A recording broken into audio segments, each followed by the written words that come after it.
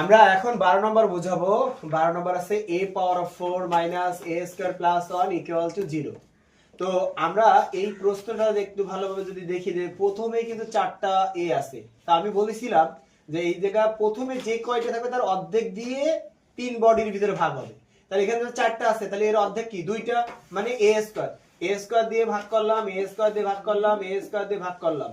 তাহলে a square দিয়ে a4 রে ভাগ করলাম, a স্কয়ার দিয়ে a স্কয়ার কে ভাগ করলাম, a স্কয়ার দিয়ে 1 রে দিয়ে ভাগ করলাম। নিয়ম হলো যে কয়টা a থাকবে তার অর্ধেক দিয়ে তিন বডির ভিতরে ভাগ। তো ভাগের সময় আমাকে কি করতে হবে, বিয়োগ করতে হবে। 4 এর থেকে 2 গেলে 2 থাকবে। এই a স্কয়ার সাথে ভাগ করলে 1 হয়, এটাকে ভাগ করা যায় না। আমরা সংখ্যাকে কখনো বামে রাখবো না। মাইনাস 1টাকে যদি আমরা ডান দিকে নিয়ে আসি তাহলে কিন্তু প্লাস হয়ে যাবে।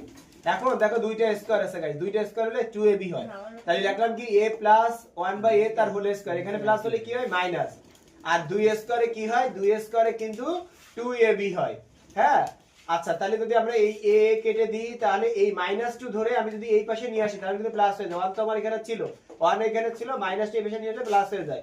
তাহলে 2 আর 1 কত হয়, 3। 2 আর 1 কত হয়, 3। আর a স্কয়ার কে আমি যখন বাম দিক থেকে ডান দিকে নিয়ে আসি তখন এটা রুট হয়ে গেছে, অর্থাৎ a + 1/a এর মান কিন্তু √3। তো আমি মনে করি যদি তোমরা বেশি বেশি প্র্যাকটিস করো আলহামদুলিল্লাহ বুঝতে পারবে।